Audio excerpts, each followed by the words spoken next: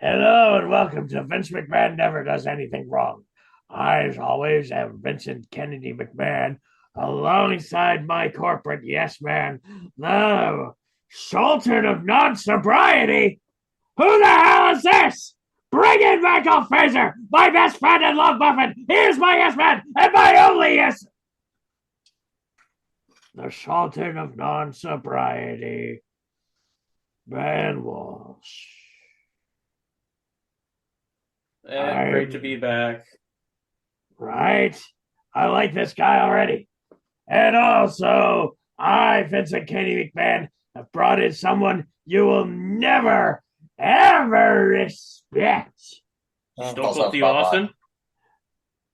Well, I mean, that would have been a good idea, which is why I didn't do it. I brought in the British Stone Cold Steve Austin, the man whose opinion is as cold and black as his tongue is caustic. The man who makes me, Vincent Kennedy McMahon, wither away and die every time that I set foot into the ring with him. The man who brings Suplex City to a whole new Northern Lights cross the pond level. Dean Connolly. I mean, that's the best introduction I've ever had.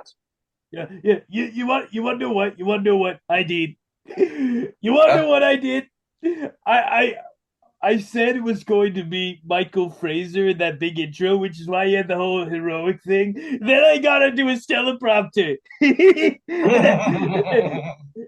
And then when he was about to say Michael Fraser, I changed it to do what it actually was.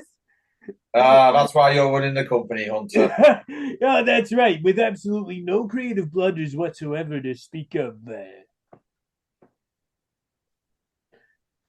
I, of course, am Nathan, and this, of course, as you guys well know, is Body Slams and Dropkicks, the show about nothing but pain and suffering, also known as wrestling. I myself am nursing a back injury that may or may not be wrestling related. God only knows what I do to myself at night, tossing and turning inside of an easy chair. So I'm going to start this off with perhaps the biggest news that I could possibly find, scouring the very reaches of the web. Is this big man actually selling WWE? WWE sale price has been reportedly revealed. I know it, and it is ridiculous. So Ben, do you know it? I don't know it actually. Would you rather me tell you, or would you want? Yeah, let's hear it. You just before he does, you might want to put your jaw down because that's pretty much where your jaw's going to be when he tells you how much it's worth. Because I know how much it's worth. So, according to Bloomberg and several other business sites, Vince McMahon has reportedly set the sale price for WWE at a whopping $8.5 to $9 billion. When asked for a comment, Triple H said the When asked for a comment, Triple H said the equivalent of, "I don't really care so long as I can keep my job." Well, if that be the case, Hunter should sell it for half of that. Oh God, exactly. So, plain and simple, do you guys think it's worth the price? I think I already know Dean's answer to this. There's a lot of things that I think are worth their weight in gold. Max Caster's rapping, for instance, is worth its weight in gold. Triple H's career and legacy is worth its weight in gold. Oh, you. The WWE being worth $9 billion is worth its weight in copper. So no, it's not worth $9 billion. Basically, if Manchester United, the most famous football club in the world, is being put up for sale and they want about $2.5 billion for it, I would like someone to explain to me why I should tell someone to fork out for nearly 4 times that for WWE, because no one in their right mind would pay that much. This is just Vince McMahon being Vince McMahon, wanting everyone to buy it. But the only people who probably have the wealth to do it would be PIF, but I don't want them going anywhere near it. So right now, from what I've been told, the interested parties are Netflix, Disney, PIF, and I think Zuffa is the other one. Who's the Whoever other one? whoever UFC's parent company is. Oh yeah, That's what I've been hearing. Netflix can't afford that. Disney, as we said in Final Cut, are trying to slash 5.5 billion. So that's Netflix and Disney out for me. Does Dana White's company actually have 9 billion? Well, UFC itself is valued at 11. Yeah. So Jeff Bezos has got you've got more chance of Jeff Bezos buying it through Amazon. The only way Amazon and Disney would buy it is if they both had share rights in it. They both said, right, we'll share content, but we're going to each fork out between 4 and 4.5 billion each for it, which won't happen. So basically, how much do you think it's worth? Just off the top of your heads. I'm not overly sure about a price, but for me, 9 billion seems too much. Granted, you have to feel about what you're actually buying with it, the effort that's been put into it, the extra amount that's been added to it. I mean, how much was WWE worth last time they put it up for sale? You know what? That is something I don't know off the top of my head. I don't think it was not. I think it might have been something like 3 billion or 4 billion, but it was not worth not. It was not 9. Which, like, it's one of those things. I personally, if I had infinite money, would look at WWE as like a 2 to 2.5 billion. It's basically you could either say buy that or Manchester United, but WWE you would actually get more bang for your buck than you would Man United. I generally don't think it's worth 9 billion. I'm going to go. I'm not really a financials man, but I do know a bit of value in something when I see it. If someone was to say to me, how much do you think it'd be worth? I'd say it's probably worth about half of that 9, maybe even a little bit lower. So I honestly can see what he'd want 9 million or billion for it. There's a lot of content you can do there. There's a lot that they own and everything like that. You'd get the warehouses with all of the like stuff for museums and that. I was curious, so I looked it up. Right now, WWE is worth $6.55 billion. And the only reason I think 9 is insane for it is because Vince is insane. Yeah. Granted, there'd also be the fact that TV deals, whoever did buy them would actually get the full rights because if Amazon bought it, it would be exclusively on Amazon. Same with Disney. If they bought it, it'd be exclusively on Disney Plus. Netflix, if they bought it, it would be exclusively on Netflix. So I'm wondering if he rates that, one, because he's Vince McMahon, and two, he wants to get as much cash out of a TV deal as he can. Well, the TV deals are expiring at the end of the year, so it does make sense. Yeah. But the only thing is, if they do end up selling it, and it is to someone who is like a streamer or a TV company, the sale is going to be like a 20th Century Fox and Marvel and Disney deal. It's not going to go through for a while until the contracts have expired. So I don't think Vince shouldn't really be in any rush. I mean, I personally would, like I said, if I had infinite money, I probably would pay 9 billion because I'd have infinite money. But if I had my own money and it was only a couple of billion, I wouldn't even pay 9 for it. Like I said, I'd pay about 4.5. But I think 9's too much. I think the maximum I would do is actually to what Ben said about 6.5 billion. To what it's worth now. If I could get another investor in on it, then yes, I would pay it, but not 9 billion. As of I don't think he actually wants to sell. Yeah, that's why he always names ridiculous prices. He's done it before. He has done it before. Yeah, but the thing is, it's because it ups the TV deal coming in at the end of the year. Unless he does it pretty much every time.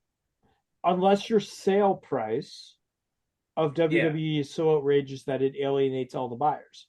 Yeah. Which this could do. But all they have to do is, well, the buyers can literally, they could pay the buyers to just lie for them, be like, yeah, no, we're interested, we're looking at this, which is why the TV deal pricing goes up. I will say one thing: he will actually get more on his TV deals this year because Hunter has actually steadied the ship. Yeah, It's ratings actually a have lot improved. better. Yeah, Hunter's going to make it through to the end of the year, and then the new TV deals are going through, and then his job's going to be Nick's, probably. Yep. Because they already got what they needed. Or Vince got what he needed, and now he's can be back in control without any repercussions. And that, my friends, is Happy Ben, the Sultan of non-sobriety. Just look at his face; he's so happy. He is actually quite happy. But there is something else, Jack. That's the marijuana. But I will say one thing: Vince is getting on. What if when they do the TV deal, and he's not, for whatever reason, he's not here for the next TV deal? What's going to happen then? We be happy, Dean. We actually, be yes, happy. Everyone would be happy. Yeah. But at the same time, if he's not here when the TV deals expire, is it actually going to be properly sold, or is it just going to be deja vu all over again? Well, from the things I've read, Vince McMahon being involved with the sale is actually being more of a hindrance on the pricing than it is being helpful. Because many investors are afraid of having McMahon as a partner due to his very public, very shady past dealings. Yeah. So if anything, Disney's supposed to be kiddie friendly. They won't want any of Vince McMahon's shit if they buy it off them. It's like, what was this? What was this at this time? Oh, Vince McMahon did really bad things at this period in time. Yeah. It's ridiculous. Hello, children. I'm Santa McMahon, and welcome to the Attitude Era. Can't show you that or that. Oh, crap. Here we go. Mae Young gives birth to a hand. God. Can we please sell it? If it is going to be so, can we please sell it to someone who's actually going to allow rated R content on its either its streaming service or whoever buys it? Can they please put the rated R content in, please? Oh God, please! Just do what Disney does. I watched Aladdin the other day, and do you want to know what Disney does? They've got the disclaimer. Yeah, they've got a disclaimer saying this was from a previous period in time where things are a lot different. So why don't whoever buys it? Why don't we just do that with every single episode? Because even though I have Peacock, but obviously it's in the US only. Why doesn't Peacock just put that instead of cancelling everything? It's a heck of a lot easier to just take it off of the surface. I might not be the biggest fan of Disney, but at least they have some sort of business sense. It's like, oh yeah, we'll just include a simple message which will save about hundreds of thousands of dollars in editing. Think about it though. Aladdin, universally beloved. WWE, not so much. WWE is like Marmite. You either love it or you hate it. Hunter, but since Hunter's been running the show, I've been loving it. The minute Vince comes back, I actually, gentlemen, what is more stressful? Watching your favorite American football or basketball team, or watching WWE? Depends on the show. Well, as far as I can figure out, they both have you scratching your head. You're going to lose patience with them, and you'll be like, "Why did you do that? Why didn't you do it another way?" And then you'll be heartbroken at the very end of each show or game. So, like Elimination Chamber 2023 in a nutshell.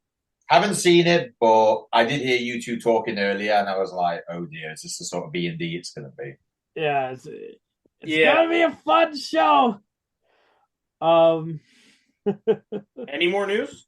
Yeah, so we've got Josh Alexander. The grass isn't always. Sorry, I thought you were going to. Sorry, carry on. I thought you were going to say it's Josh someone else. Then who we don't say. Oh no, God, no, Dean. Why would it, Dean? You said Josh. It just got me thinking. Belly to the corner. If that's the first Josh you're thinking of, jeez. Josh Alexander, the grass isn't always greener. So the greatest gift to Impact, Josh Alexander, recently sat down with Alistair McGeorge of Metro, where he discussed if there was interest from any other companies for his services, saying, quote, sure, there's always interest. It doesn't matter where you are. I think a lot of people always have this tendency to think the grass is greener on the other side. I certainly learned throughout my life, not with wrestling per se, but with other careers, that the grass isn't always greener. I've always been forever grateful to Impact Wrestling. After 14 years hustling on the indies, they were the first company to ever give me an opportunity. They gave me that ball and I never dropped it. Dean, I know you love Josh Alexander. I love Josh He's the man. Alexander. I think Josh Alexander loves you as well, mate. Is he right, or is he helping his stock, or is he shooting himself in the foot?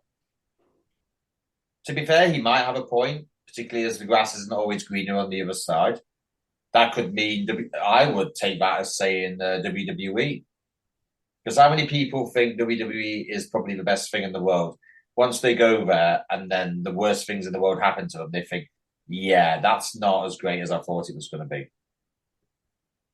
But in fairness to Josh, Impact has took a chance on him. I'm glad they have, because I know with a lot of people, they don't always have the best reputation for whatever reason. But as far as some talents go, Josh Alexander being one of them, they always do their best to make sure that they are always remembered. I mean, AJ Styles went to TNA before he went to WWE, same with Samoa Joe. I love Samoa Joe. And when he first started off, when I first saw him in TNA, I was like, yeah, WWE really needs him. And how was he treated in WWE? He was treated horribly. He was, whereas in Impact, everyone loved him. He was treated horribly, except when he was under Triple H. Hello, Ben is absolutely right. I love Joe. Yeah, he was treated really well in NXT. It was Vince McMahon that squandered him. But then again, how many people has Vince McMahon squandered because he didn't understand them or thought it was the wrong look for them? Karrion Kross coming out as a gladiator. Need I say any more? See, there have been many. Brodus Clay. Who? Funkasaurus. Who? Funkasaurus. I think the Who is kind of what he's getting on at. Funk is on a roll. Gotta let that show. Okay. The Miz hits a half-court game winner at a celebrity basketball game on All-Star Weekend after the final buzzer, which means you get the ultimate happiness and the ultimate pain in the ass. Dean, Ben, this or the Joel Embiid suck it? What is better for the wrestling business? Well, I can't speak for me and Ben, but you would say it's to suck it. I would. Had the Miz had gotten off the shot prior to the buzzer beater, or had the Miz sunk a half-court buzzer beater, we could be having a completely different conversation. Yeah. To be honest, I'm not really surprised the Miz sunk a half-court shot. He was. I know he was totally. The majority of people are always shocked because they realise we did something they couldn't do. But the Joel Embiid suck it shot, that's something you don't really see every day. I don't know. I seen it like 26 times last night in the Elimination Chamber. It's true. Most of it was done by Montez Ford. All of it was done by Montez Ford, and it was terrible. Absolutely awful. This makes me glad, ladies and gentlemen, I'm always asleep at 2 a.m. when WWE pay-per-views are on. Ben, was it not Montez Ford who also tried to do the people's elbow because he couldn't think of his own move? It sure looked like it. And yeah. I believe he did do the rock bottom, basically. He did. Yeah. You know why? They're trying to branch him out as a singles competitor, that's why. Yeah, but then why would you have him have Eugene's gimmick? Yeah. Oh, God. Or Curtis Axel's gimmick. Okay, so or Damien Mizdow's gimmick. Except, Mizdow... Or Jay Lethal's one gimmick. Oh, yeah. Here's the thing: if you're trying to branch out as a single star, do it better than that. You want to do the people's elbow. God, Eugene did it, and I'm sorry, Eugene did it better than you. Uh, he can move. I'll give him that, but Yes, he can. He's he a very good needs little spot monkey, but he's other got to shit. learn. He's got to learn stuff we're going to get into. Just after the news Yeah, here. we'll get into them later. Next up, WWE 2K23 roster loses top superstar and leaks the John Cena showcase. So, Dean, Ben, which one do you want to hear about first? Well, we already know about John Cena's showcase, which is you play his opponents. So yeah, I've got all the opponents right here if you want to know them. Or I can tell you. I want to know the top star. The top star who will no longer be in WWE 2K23 as a playable character. Okay, since you asked for it, Dean. I'm not going to be happy, am I? Dean Connolly will be in shock to hear that Miss Scarlet is in WWE 2K23, but contrary to 2K's original reveal, only as a manager. She joins Paul Heyman and is ineligible for use in my GM mode, which, by the way, if Dean were to get this game, would be the one thing he would ever play. Dean, how heartbroken are you? Honestly, not much. Really? See, the thing is, she can wrestle. Yes, Impact has proven that, and the Indies have proven that. But the thing is, she's been more of a valet since her and Karrion Kross have come onto the main roster, and NXT for that matter. So I'm happy she's in the game in some capacity. It would be nice if they would have had her as a playable character as well, but ultimately that decision's been made out of our hands. So what are we supposed to do about it?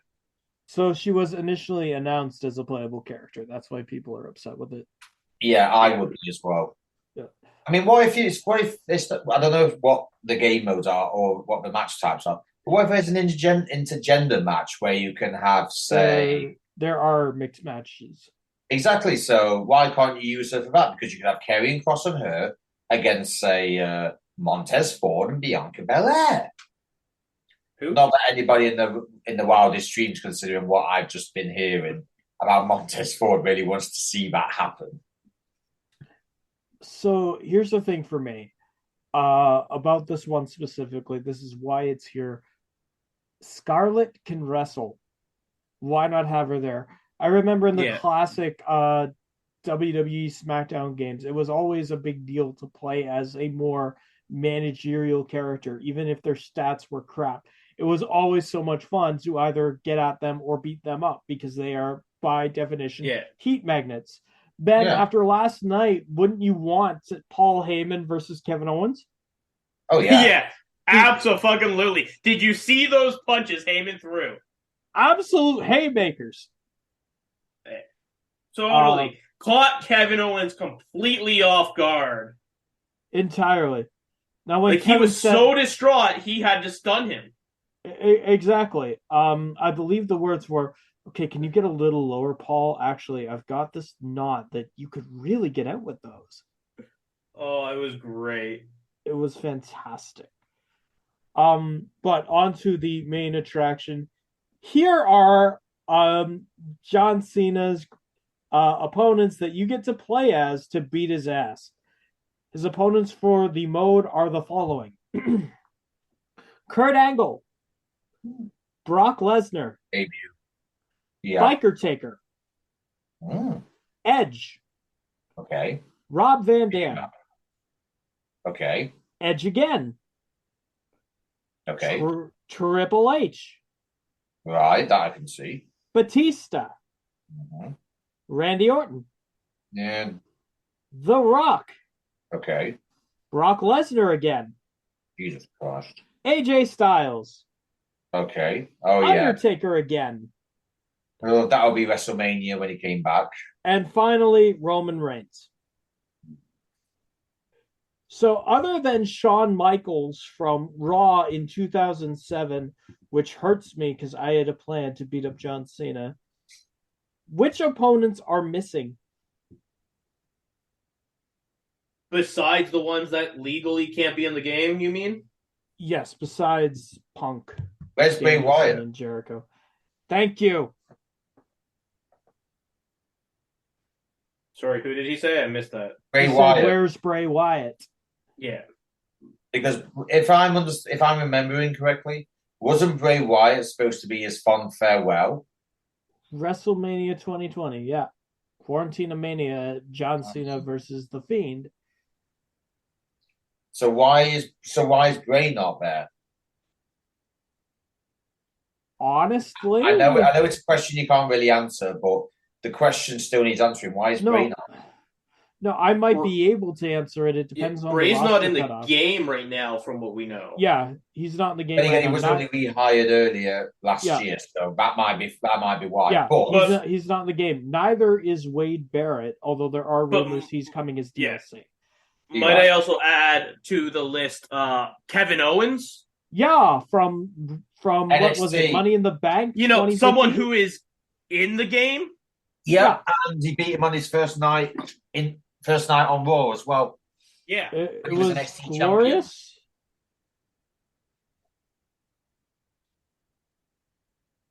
Was it Dolph Ziggler? What do you mean? I remember him losing in a ladder match. Dolph Ziggler. Maybe. Did he have a few run-ins with his Shield as well? He did, but you can't have Ambrose in the game. Do what everyone else would do, just work around it.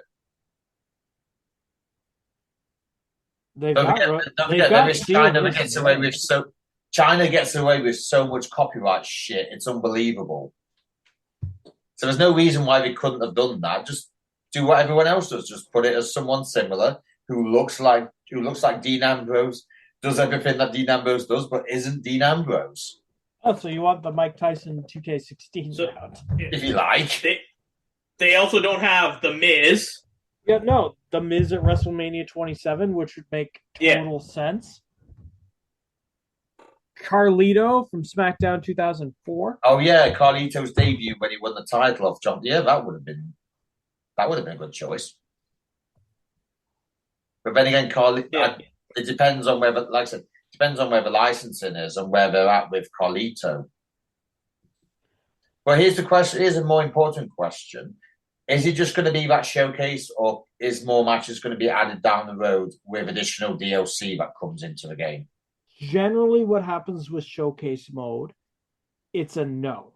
Generally, this is it for showcase mode. It was like this. It's usually used to do a bunch of the unlocks. Yeah. But it would be interesting if they actually did that. Yeah, it's not unheard of. No. They've done it before for 2K15 and 2K17. It's not unheard of that they wouldn't either add to a showcase mode or put in a separate showcase mode. But it's very, very unlikely given what they've done for 2K18, 19, 20, and 22. There is a question I do have that doesn't concern the showcase, but does concern my GM. Yeah. What's different than last year? More matches, more match types, 4 players. Belts, right? What? Do we have belts? Didn't you say there was rumors that you might be able to choose which belts? Yeah, you might be able to choose which belts. Does that mean we can have the US or Intercontinental title? Dear God, I hope so. They need it. Yeah, but Fatal 4-Ways. Yeah, I believe Triple as well. Threats, Ladder matches, Elimination Chambers. Oh, dear God, hopefully. Possibly. Let's hope so. So there's more matches, but is there anything different from last year that is new? So if there's any additions to, say, stage work or anything like that?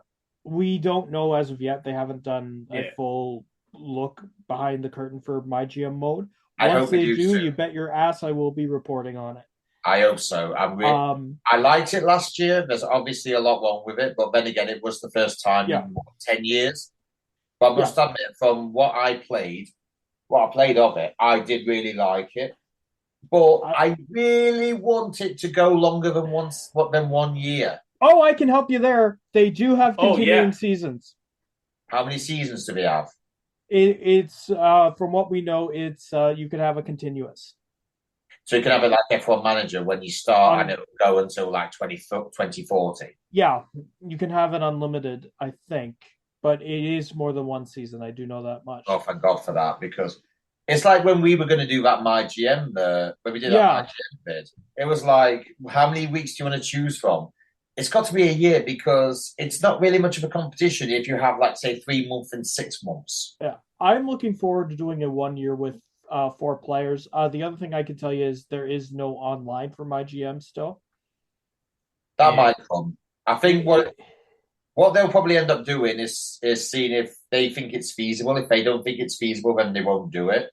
yeah. But it would make a change because my GM, I don't know if you've ever felt repetitiveness playing it, but it Oh would yeah. freshen it up a Oh lot. no, not at all. We don't come up with our own game modes for my GM all the time. Yeah, we definitely don't have an Alexa pick out all of our options. I want to see a Texas death match. We done one season in my GM where we were only allowed to use women to see if we could beat the computer. Yeah. Wow. Oh, by the way, Then we realized there weren't enough women in the game to actually do yeah. that. Yeah. But we were about halfway through at that point. Yeah. And we were winning. Since we're actually on the subject of WWE, it is actually on sale on PlayStation Network right now. I think you can get the base model for about 20 quid. So it's all because the new game's coming out in less than a month now. Yes. So yes, why not try and capitalize on the last month you can? Oh, the best thing is, in the sale, you can actually get the NWO upgrade for about 12 quid. Yeah. And I will have you know, the NWO upgrade is totally not worth its money. I mean, I have it now, but it costs you like $5 instead of. Yeah, I think it cost me like 15 instead of 33. Yeah. Yeah. I gotta be honest with you though. I wanted it for one reason and one reason only. And it actually goes back to Scarlett in the game, so that's actually nice. But I wanted to beat up General Manager Eric Bischoff. Yeah. First time since Here Comes the Pain, I was able to do it, and it's just so satisfying. It's nice and therapeutic, isn't it? Yes, it is. Although saying that with PlayStation Network, they're still selling old Call of Duties for ridiculous amounts of prices. That's not their fault. Blame Activision. I know, but the thing is, why would you buy a game that's 3 years old that you don't really want? Granted, I'll say this: Cold War, I have actually still got, and I love its pieces. But when it's gone past a year, they should just stop. Tell me about it. Sami Zayn reveals where the Haluva kick got its name. I just want your comments on this one. But he was with Zach Ralph of the Montreal, I think it's the Montreal Herald, where he said, quote, "I don't think I've ever told it in an interview, but if you want it, here it is. When I was a kid, I had a WCW magazine, and I was reading some match results, and it said Chris Jericho defeated Six, or maybe it was the other way around, with a Haluva kick." That's where he got it from. Is it the same kick that was used, or is it his version of it? I think it's his version of it. Yeah. To be honest with you, I haven't seen anyone other than Zayn use the Haluva kick. I will say one thing: MVP's drive-by is very similar. Yeah, a big boot is very similar. Yeah, a big boot into the turnbuckle is similar. That's all it is, basically. Alrighty. Dean, where were you on Slamfest 1998? I was still wondering when am I going to see professional wrestling again? That's what I was. I don't know. Slamfest 1998. So Nintendo, in order to promote Smash Bros., rented out MGM's Grand Adventures theme park to promote Smash Bros., featuring costume performers dressed as Mario, Yoshi, Pikachu, and Donkey Kong in a wrestling match. The heroic wrestling match ended in a draw, with everyone being labeled a winner. Ben, Dean, can you imagine a Slamfest 2023 And if so, what matches would you put into it from Super Smash Bros? Just so everyone is not aware, I actually sent him that because I thought he'd like it. Then Yeah, the it's first funny. message was, "That's going in the news." Yes. I know. I was there. I think. That's more so for everyone else because they don't know. So, but Yeah. to be honest with you, I do actually like the fact that it's a wrestling match where everyone wins, and it is for obviously everyone there. If it's popular enough, there's no reason to say why they can't continue doing it. So if you were going to do it, who would you put in it? I don't know. See, that's the thing. Right now, Smash has got infinite choices. See, that's why you're better doing it because you're a Nintendo guy. See, personally, I would start off with something really simple that the fans would want to see back from my Mr. Game generation. & Watch. And that is Mario versus Sonic. That would be good. That would settle the age-old dispute versus Link versus Mario, Mega Man. You want Mario versus Sonic versus Link versus Mega Man? Why not? In a Hell in a Cell? Sure. Yeah, forward? What? Yeah, why not? Okay, Yeah. I'll give you that one. I'll give you that one. I'll tell you what, then. PlayStation 3 Kratos versus PS4 Kratos. No. In a street fight. That would be stupid. Yeah, but best thing is if you got Chris Judge to be the newer Kratos, it would actually be quite good. No, Kratos would just wreck him. That's Kratos fighting Kratos, by the way. It depends. Yeah, Is Atreus involved? Yeah, that's what I'm saying. Kratos would just wreck him. There's no match. Is it an Atreus on a pole match? In which case, I think Ben's right. I like that. All right. Ladies and gentlemen, before we get to our topic this week, I'm going to debut a brand new segment for the first time ever live right here on Bodyslams and Dropkicks. It is called the Stock Report because, unbeknownst to many of you, I watched Elimination Chamber 2023. I won fried chicken from it. Ben won fried chicken from it. And I wouldn't sleep from it because I was just asleep in England. But what is most important, Dean had some crazy picks for it. We've already went over that on Final Cut Presents the Director's Cut podcast. I should just point out I didn't actually say these because Nathan has no proof that I said it. He did. I've sent it to Mel. She corroborated it. Producer corroborated it. But generally, what I have done here is I've gone through. If Ben wants to comment on this, he can. But I've highlighted 3 people who I think are ups, 4 things about the pay-per-view that I think were down, as well as the MVP of the pay-per-view and what derailed the pay-per-view, at least for me. Okay. If Ben wants to chime in on this, he can. So for up, the people who went up in my eyes, number 1 was Sami Zayn. Sami Zayn will always go up for you. To be honest with you, he's been on the up for a year. I felt that this was his main event, though. He carried Roman throughout the entirety of it with his selling and his emotion. It was raw. It was beautiful. To be fair, you were going to get a high pop anyway because you're in Sami Zayn's hometown. There was a big difference between a high pop and what we got. Yeah. Kevin Owens didn't get as big of a pop as Sami Zayn. Nowhere even close. Actually, nobody got as big and near of a pop as Sami Zayn. And because the crowd were so hot for Sami Zayn, we got some lovely things throughout. Like some deathly silence. Yes. When Roman actually won, there was we'll get to that. There was deathly silence. Anyway. I think I did see that this morning at 5:30 when I got up ready for work. Yeah. There was a video on there about what happened afterwards, and Roman Reigns just got absolutely slaughtered.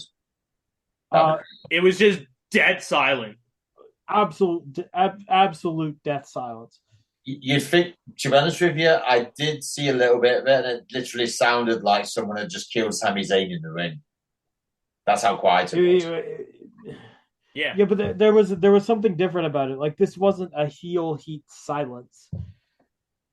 No, This was more of a yeah, so I equate it to the silence of Sephiroth killing Aerith in Final Fantasy VII.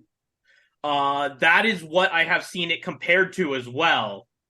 It's video like a really attached video game character's death scene, and it was just that silent. And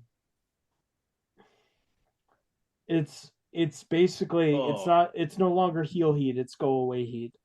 Um Hopefully my that'll be WrestleMania. The number two up is Johnny Gargano, because along with Seth Rollins, he really carried the men's chamber. 20 minutes before the chamber was happening, I do want to say Nathan was saying, I don't get Johnny Gargano. He's overrated. Yeah, and I still to an extent believe that, but Johnny Gargano inside of that chamber, he's not just good; he's freaking great. I will give you that, 100%.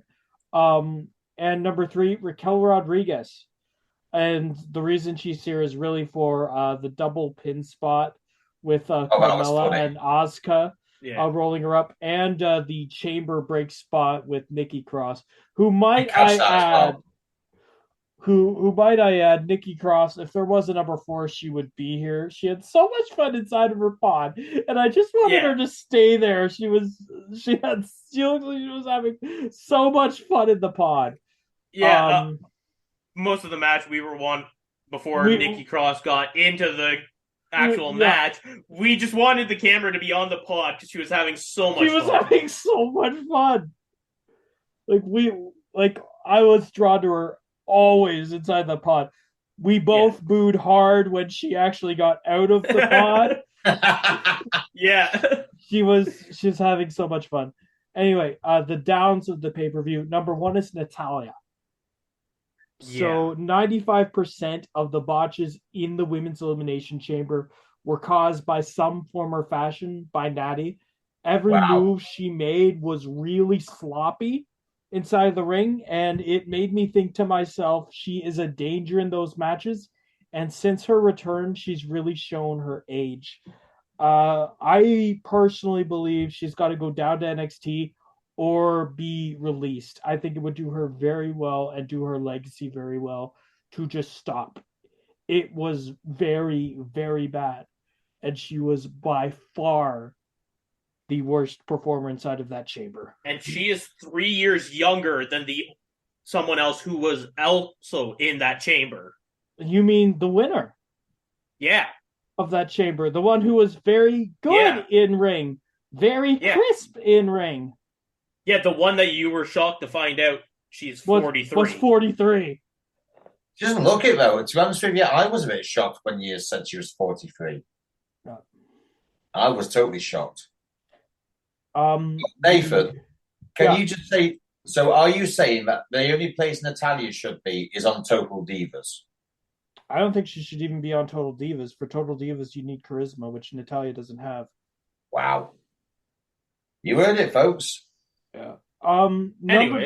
Number two of the downs, Roman Reigns. Learn how to sell and sell consistently. Sometimes he sells very well, like his eye at the beginning of the match. But right from the uppercut counter onwards, he forgot about the eye injury. Not only that, he looked like he was in perfect health.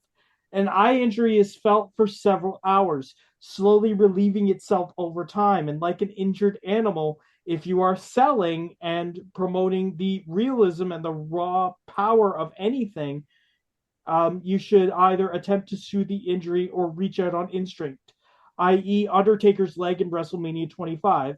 If you watch Undertaker and his movements, what he would do is hit his leg for circulation. He did that for about 10 minutes.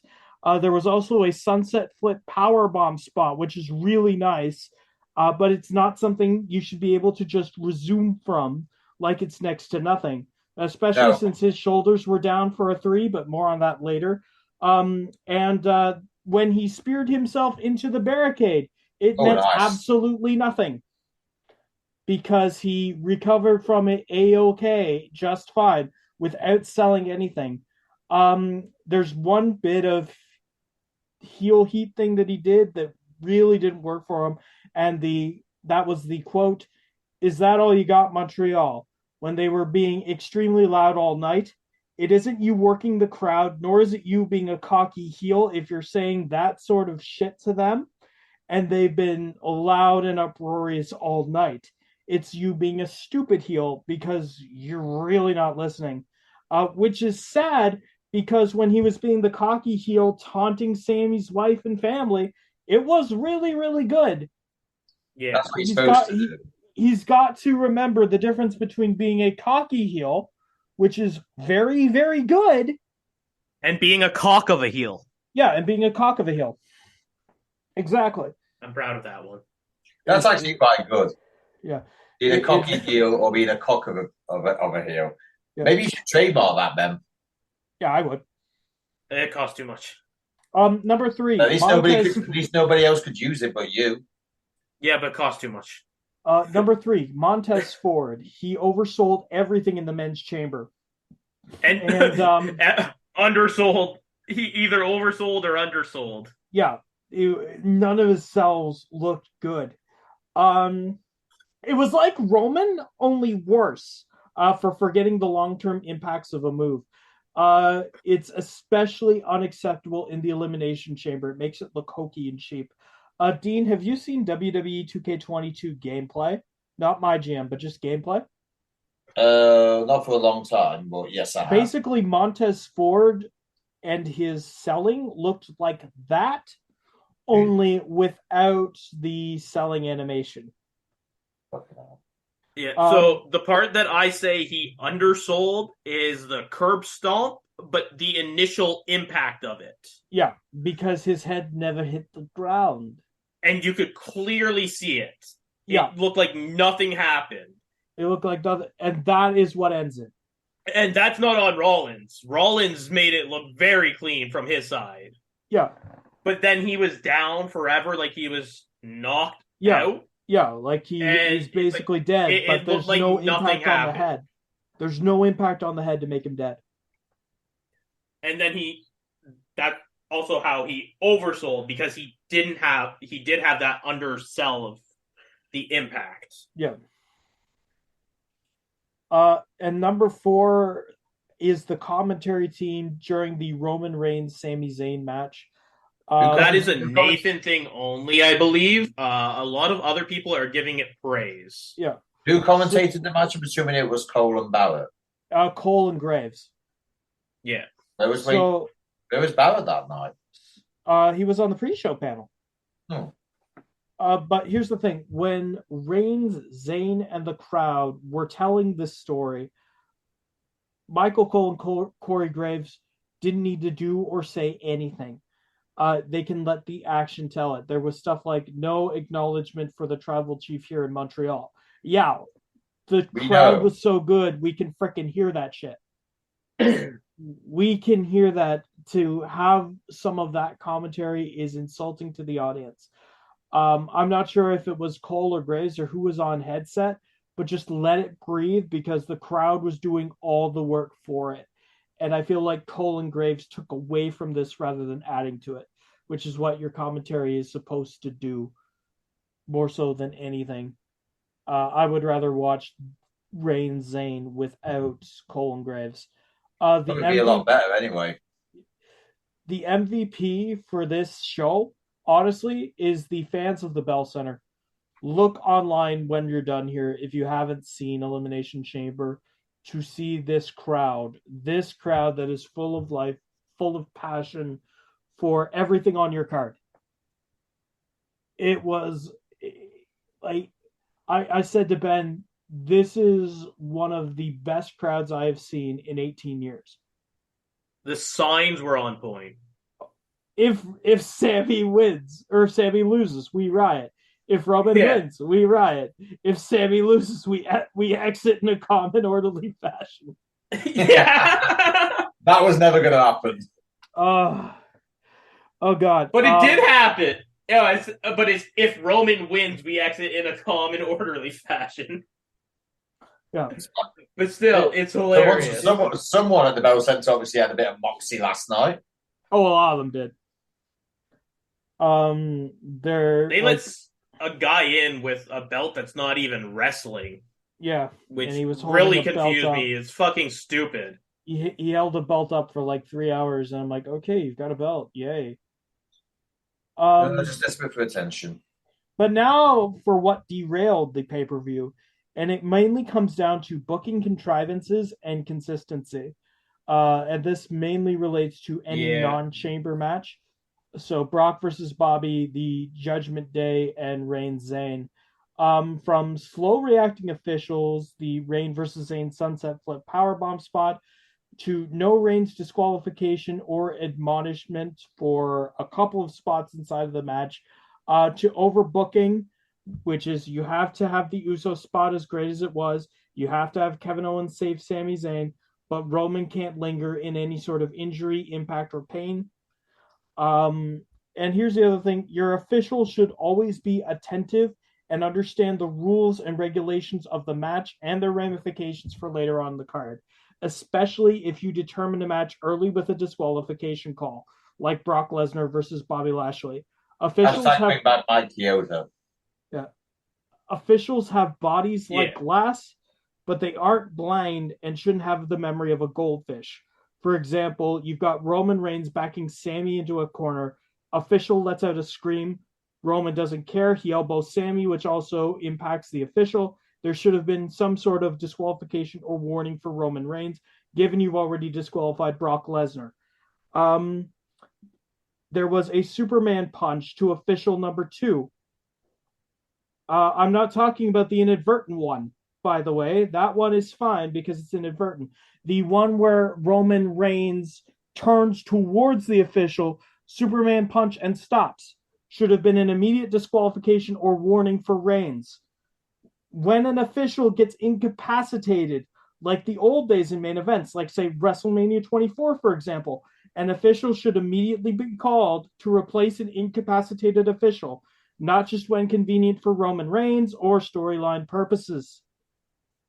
Further to that, the mixed tag team match, I'm sorry, a 3 is a 3, regardless if Edge gets his shoulder up late or Beth mistimes the save, which happened. It was a huge botch. It took all the air out of the Bell Center because also, it was there's a fair bit wrong with that match. It was a clear 3 count. Men have to be in there with men, women have to be in there with women because it's a mixed tag, not an intergender. There was a double power bomb spot that Ben liked because it was cool. It shouldn't have happened due to the rules of the match. No, it shouldn't have happened, but it was freaking hilarious to see. But that's not just a one-time spot. Like there were 4 instances for Edge and Beth where by the rules of the match, they should have been disqualified. There were 3 Beth for the Judgment Day. Yeah. Go ahead. Beth attacking Finn Balor on the outside of the ring. Yep, immediate disqualification. If Finn had done that to Beth, it would have been a disqualification. Yeah, it's an immediate disqualification regardless. I believe there was a low blow in that match as well. Yes, I don't remember exactly. There was. And it was immediately after the Brock Lesnar thing. Yeah. Yeah, when Brock got disqualified for it. But no, you don't do it here. There was Dominic Mysterio getting physical with an official. Dominic Mysterio was a manager inside of that match. Yeah. Either the Judgment Day gets disqualified or Dominic Mysterio gets thrown out. Yep. Neither of those things happened. Yeah. It's one of those things, and it's something I'm going to be watching now for Triple H's tenure in the future because I was really upset with this. Because it happened through same wrestling type rules, basically. Yeah, through same wrestling type rules by the same officials. Yeah. And it's something that I'm going to be watching for the future in a Triple H rule creative, because this is the sort of shit, if you're going to be preaching legitimacy in wrestling, which is something that Triple H has always stood for, especially when you look at some of the storylines going on, A, right now, B, during his tenure in NXT, he's always been pretty good about. This was absolute bullshit. Absolute bullshit. But yeah, that's basically where I'm at. With the stock report, I am going to be watching for this sort of crap in the future because some of it is absolutely unacceptable. Did I miss anything, Ben, or do you want to fight me on anything? No, I don't think so, really. Perfect. Yeah. Dean, hearing all that, how do you feel? Basically, last night was Botchamania. Some of it was. Feels Yeah. like from what you've been saying, it sounds like majority of it was. I'd still put it above the pretty much any of Vince McMahon era pay-per-views in the last few years. Pretty much. There are a few exceptions, but yeah. It's better, but you gotta watch this crap. Otherwise, you're going to plummet just like Daddy-in-Law did. Anyway, on to our topic this week. It is round 3 of 3 for tag teams for pillars. Who would we want in our federations as pillars and foundation and our blacklist? I know, Dean, you don't have any blacklist. No, honestly, this has been such a struggle this week for me. And it really speaks to the state of tag team wrestling right now, because it was really hard for me too. It was not like 15 years ago when you had so many tag teams in TNA, so many in WWE, that you literally had oodles to choose from. But now it's kind of like tag team wrestling has become literally what Vince McMahon thinks of it, as an afterthought. Yeah. Okay, so for my pillars, I don't know about you guys, but I have the New Day. No. As Biggie and Kofi. I love them. FTR. Yep, I've got FTR. Kaiser and Vinci from Imperium. I did think about that. In fact, I haven't even got them on any of my lists. I did contemplate them, but that is basically there just to compliment Walter. I was going to say Gunther then, so I apologize. Yeah, it's Walter. And finally, my final pillar is the Acclaimed. Yep. My foundation is the Motor City Machine Guns. No, I haven't put them, but to be honest with you, I've never really. They're sort of. I kind of feel that as good as the Machine Guns are, sometimes I feel they're just there just to fill the void of whatever tag team they've either replaced or took the belts off until the next one comes along. That's kind of why I have them there. The Banger Bros, which is Drew McIntyre and Sheamus. I have them. I forgot about them. I have them in my foundation. Yep, they're in my foundation too. The OC, Anderson and Gallows.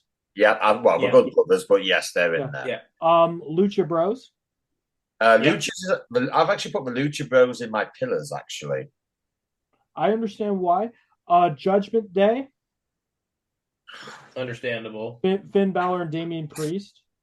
Amazing team. I understand it, but I don't have them. I don't have them. But I think the thing is, I don't genuinely. I think that kind of feels like it's not so much a stable. It's more like a three-man tag team. Yeah, I didn't put them in. No, I didn't put them in because they feel more stably to me than an actual team, than a 3-person or a tag team. If you're on about a stable that's got a separate tag team in singles, I mean, look at the New Day. Big E was WWE champion. Woods and Kingston were tag team champions. Nowadays, when I see the Judgment Day on a pay-per-view or a show, I don't even know. They're single wrestlers that have came together for a common cause. Yeah. So I don't even know if you could quote them as a tag team in my book. That's why I've not put them on. Fair enough. The last 2 tag teams I have are Hookhausen. I haven't put Hookhausen in, but then again, I don't have the geek level of them like you do. And I didn't put them in because, they were like a one-time thing. I really don't care. I needed a spot. Finally, I have Chris Jericho and Hat, aka the Jericho Appreciation Society, which is Chris Jericho and Jake Hager. Simply really because likes the hat. I really like that. As for my blacklist, I only have one, and that is the Usos, because I don't really want any member of the Hawaii family anywhere near my federation. Jimmy and Jay can be brought on as singles wrestlers. I think Jay has a lot of untapped potential at some point in time, but for my tag teams, no, thank you. Yeah. So, for me, I've done a bit of rearranging because I thought of some other things. Well, we were going through a bit. Yep. I have FTR on my pillars. Yep. That's the one thing we both agreed on, is that we have the FTR in our pillars. I have the Lucha Bros on my pillar. In mine. I also have Kofi and Big E on my... There you go. Foundation. On my pillars. And beautiful. For my fourth and final pillar, I got Kevin Owens and Sami Zayn. Genius. In fact, you know what? He's persuaded me. What I might do. Goodbye, Imperium. I'm putting them in. I tell you what, I'm going to delete two. I knew no one else would think of that. Yeah. And for my foundation, because I'm hoping they come back, I have DIY. Okay, that is a great team. The Acclaimed. Yeah. They're in my The Good Brothers. I have Motor City Machine Guns as well. I have Best Friends. With Danhausen? I think they can help anyone. And I have the United Empire. Oh, I never thought about Empire. Oh. But for Best Friends, it's Chuck Taylor and Sue's son. Okay. Be honest with me. Did you just put him on Trent. for Sue? No. Put him on for the van. Okay. But yeah, I have United Empire on there as well. So, yep. Which I was actually surprised by Dean's reaction when I sent them. What do you got, Dean? I just had to do a little bit of readjusting because now that you two mentioned that, yeah, I should have them in. So for me, pillars, obviously FTR, Lucha Brothers, and the Acclaimed. I've actually put Pretty Deadly in there. That's nice for a I was team. close. Yeah, that they're not actually a women's team, Nathan. Yeah, they feel like a women's I think team. they're too. They Brits, do feel like it, but they're not. It does feel like it, and it is actually. They do have the talent. But I think they try to look a little too Shawn Michaels-like, which gets them lost. They have actually been off NXT recently as well, because I can't remember the last time I saw them on NXT. They're also a ripoff of Tyler Breeze. Fandango. Both of them. But they do have the talent, which is important. And with respect, boys, when they're in our own company, we can repackage them as much as we feel is necessary. Yeah. Anyways, you can go on with your list. Bearing in mind my Foundation 8 I've had to change, and I don't actually have as much wrestling knowledge as you two do, but I have changed it a little bit. Good Brothers, or the OC. Yep. I have put the Usos in there, but I have put them in there simply to develop the talent and to have the odd tag title reign, not like they've had WWE. Which makes sense. Because the thing is, with the whole Anoa'i family as it is, Roman Reigns been champion for 900 days? Jimmy and Jay have been tag team champions for 600 days? Yeah. I do not want my company to have records like that. That's why, as everyone knows, for 900 days, when we do our predictions, we're like, it's Roman Reigns versus, why don't we just pick Roman Reigns and be done with it? I don't want that in my company. If it's done right, it's done right. Yeah. But these days, it doesn't make quite as much sense. At least not when you're holding 2 fucking belts. Yeah. And you're just downgrading the other show because they never appear on it. Yeah. If it had been 1 belt, yeah, I'd be fine with it. Yeah. Others in my foundation include the New Day. This is Big E and Kingston, not Xavier Woods, because I've never been a fan of Woods. I've been a bigger fan of Francesca than Woods. Oh yeah, Francesca's just she brings everything that you need. Yep. Violent by Design. Always a good choice. EY is all I'm going to say. That's the only reason I need. Drew and Sheamus.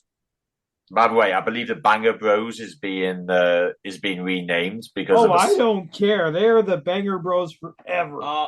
They've just been getting called the Bangers lately, but also, yes, it's great, the Banger Bros. I have actually just put these in because my mind has been persuaded. Imperium, United Empire, and Aussie Open. I believe it's Aussie Open. Great choice.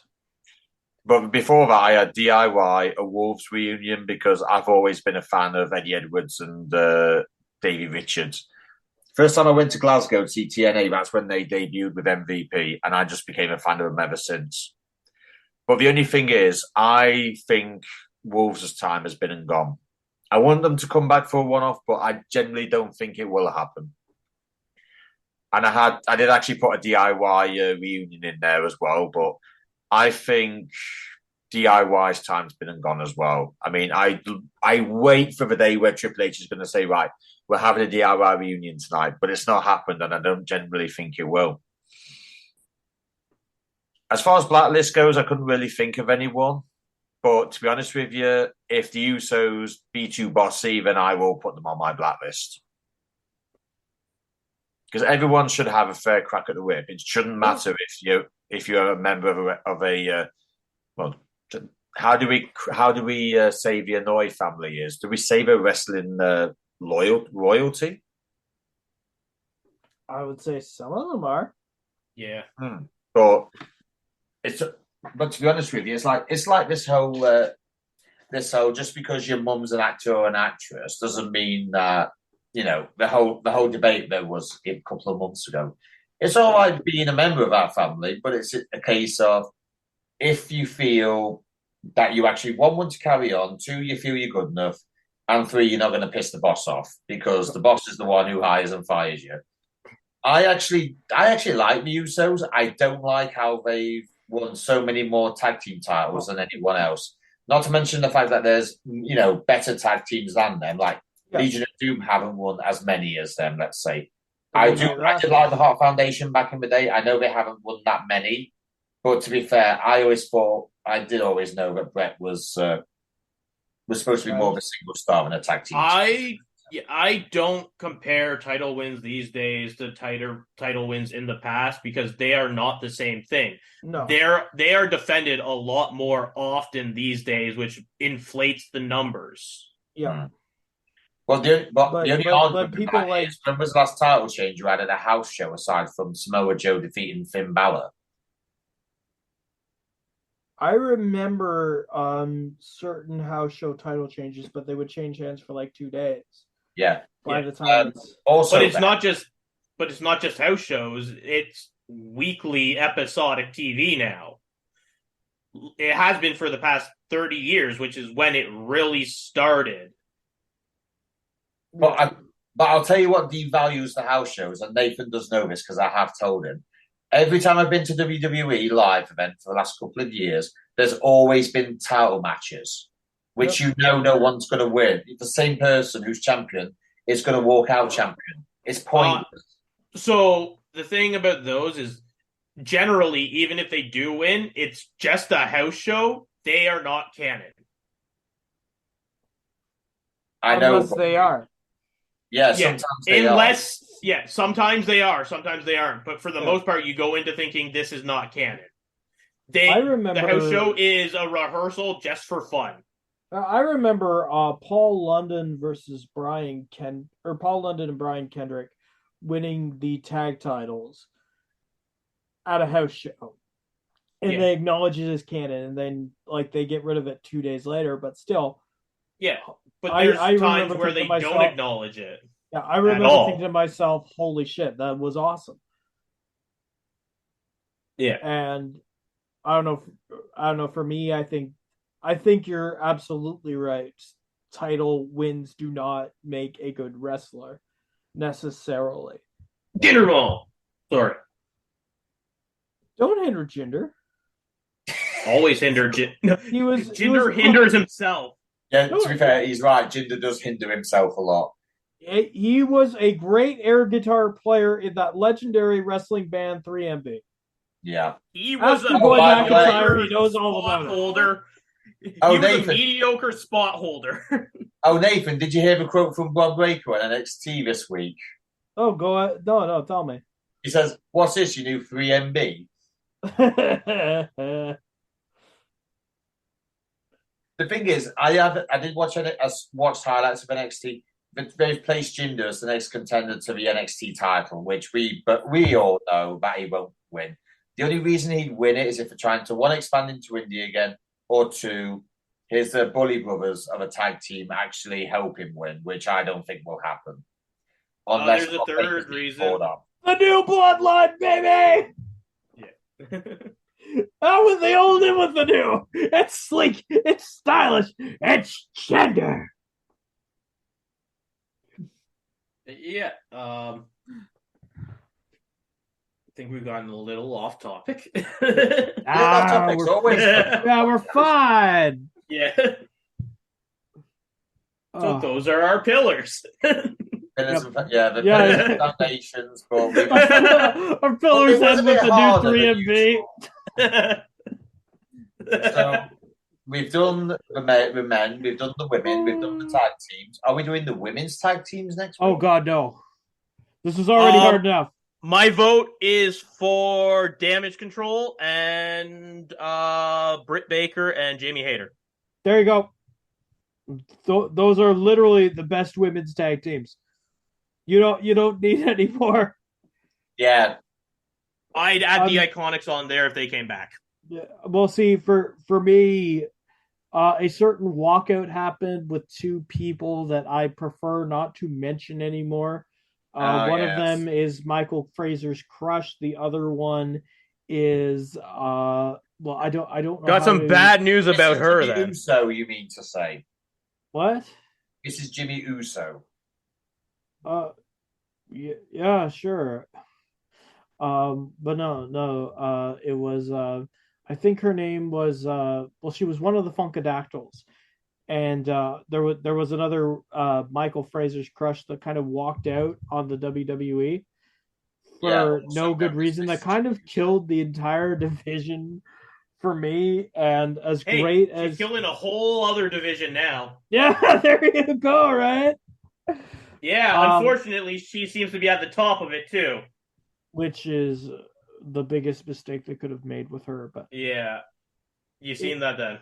Yeah, I prefer not to think about it or bring it up. Yeah. But basically, they killed women's tag team wrestling for me. Because no, you can just walk out. Well, no, you really can't. Not when you're the champions anyway. And I'm sorry, the women's tag teams, at least for me, have always felt like an afterthought. They have been. Regardless of whatever federation you're inside of, and I'm not going to sift through and pick the women's tag team, so no way. In fairness, Impact's been doing quite well with theirs. Again. Yep, but that's Impact with a women's roster. Is just get the Impact women's roster, make them all into tag teams. There you go. Easy enough. Yeah. I'll take Taya Valkyrie and Rosemary any day. I know you would. Not Mrs. I wouldn't want to take Mrs. John Morrison. No, you would. Oh, I already know because I know what she's like. Hold on, are we talking about Taya Valkyrie or Frankie Monet? Whichever one you want to talk about, because I know Taya Valkyrie's a better sounding voice than Frankie Monet anyway.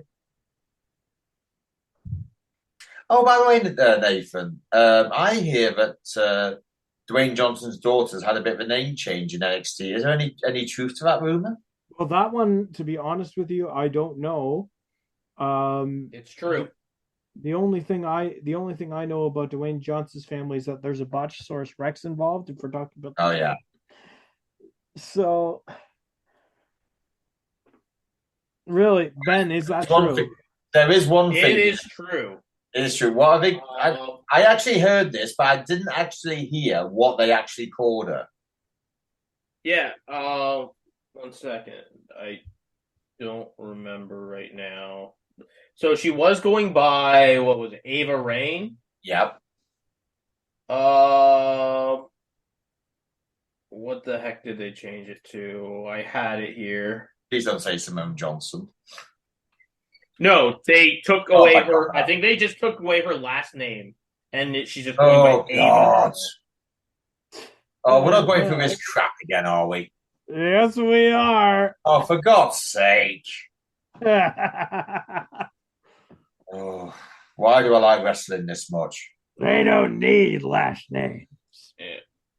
Or all they need is their last name. It depends on the day. Oh my god. Oh my god, that's funny. So what are we doing about next week, chap? Since we're not doing. Ava Rain loses her last name on WWE's website. Ava. But still using the Ava Rain WWE handle, but the display name is capital A space capital V space capital A. Oh, for God. Ava, but just call her A at this point. Yeah. Oh my god. What are we doing next week? Well, our fans are going to have to tune in, but I am all for trying to decide of pay-per-view names for our company. You want to I would say companies, but I think I have a feeling we're going to be running out of ideas with that. Yeah. Okay, so fine. Dibs on Great Balls of Fire? Yes, please. Clear it with Jerry Lewis's estate first.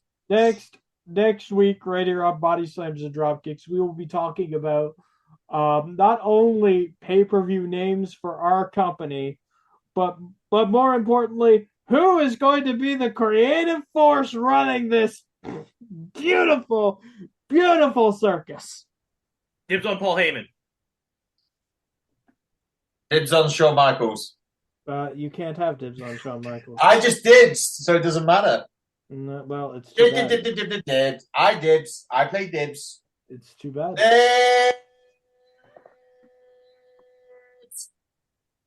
Dean, just so you know, your microphone cut out there. Like I just said dibs in a very long and annoying. I didn't actually do anything. Oh, shut up with that! Shut up with that! That is WrestleMania 26, Sean. That is not 25. Thank God it wasn't 25, or I would have been out $50. They didn't have 25, or I would have been out $50 before him because I seen it first. And I was looking. Oh God. Anyway, ladies and gentlemen, boys and girls, thank you so much for listening to Bodyslams and Dropkicks. If you want to find me, you can find me on at DGen Wrestling at www.netpixie.ca. You want to talk to me about voiceover? What's NetPixie? You going fishing? Death Pixie? Yeah, Pixie, he said. No. Death is what I said. Death Pixie. Well, maybe you should enunciate. Fine. You can find me on netpixie.ca if you want to see me. Perfect. If you want to see me fish for frickin' ice because it's Canada and it's cold, go to netpixie.ca and watch me freeze my nuts off. Is that what you wanted? You can also find me on I would actually like to see that happen. Nathan freeze his nuts off in Canada. Do you want to find me on DGen Wrestling too, where I post predictions and other crap and somehow get fried chicken? Is that video up yet? The Elimination Chamber 2023 predictions? It went up yesterday before the I'll go and have a look on YouTube because I do actually enjoyed your Rumble ones. I'm looking forward to your Elimination Chamber ones. Somebody here forgot to upload the follow-up for the aftermath. Ones. Yeah, we won't talk about who that person is, but we will say congratulations. His name's not Ben, obviously. No, it's not. All right. Did either of you actually promote your stuff, or are we just talking? As the winner of There you that prediction, go. by the way, who's getting chicken, Yes. you can find me at DGenSigma on Twitter, Instagram, and I think that's all. Gentlemen, I just had a thought. Maybe you two should get sponsored by this fried chicken place. We are trying. We're trying. That is endgame. I'm sure the producer can sort something out for you. She has a way. Just a way. You know, if we were getting more than 3 average viewers for 2 minutes and 50 seconds, we might actually do that. Yeah, there you go, right? I think she knows a couple of ways. I do know what I'm about to say it on air. You can find me on Final Cut Official on Instagram. You can also find me, you can find us on Final Cut Directors Cut Podcast on YouTube.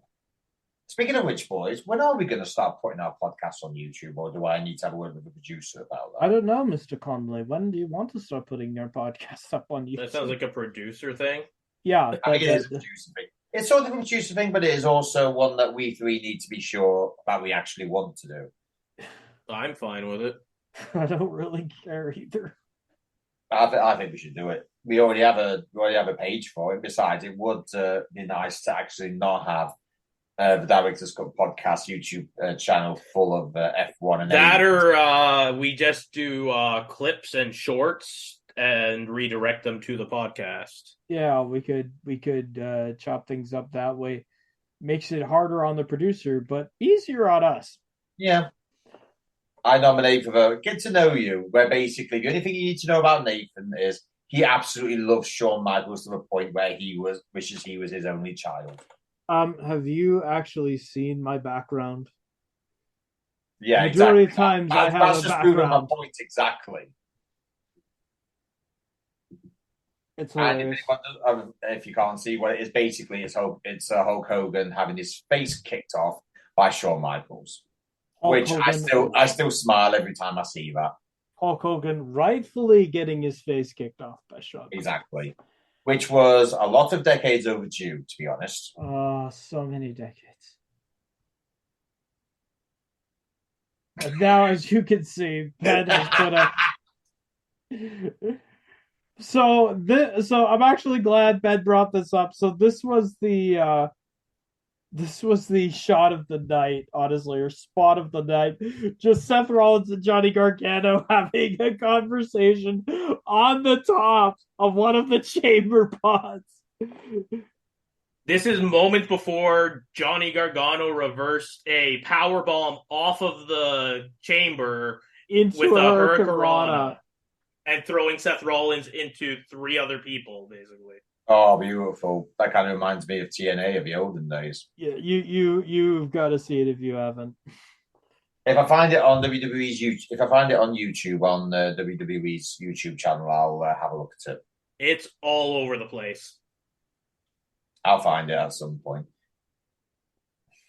Well, Nathan, I think this is your. I think that's your cue to end it. Have you all promoted yourself? I know Ben certainly has. Yes, he has. Ladies and gentlemen, thank you so much for listening to Bodyslams and Dropkicks. My name is Nathan, and we'll all be talking to you very, very soon. If you'll excuse me, I've got to go drown my sorrows in the fact that I have to put up with another month of Roman Reigns doing Roman Reigns things. Not just you, all of us.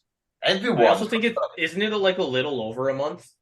It is. It's 5-6 weeks. I would just rather say it's a month because I am going to be taking a break for 2K23, and Roman sucks. Just absolutely. Roman's an ass. Anyway, thank you all for listening so much. Shawn Michaels forever. We 3 all agree on that. Shawn Michaels is the GOAT. I've never known Ben. And The Undertaker is perhaps one of the most overrated people of all time, as agreed by all 3 of us. Talk to you later.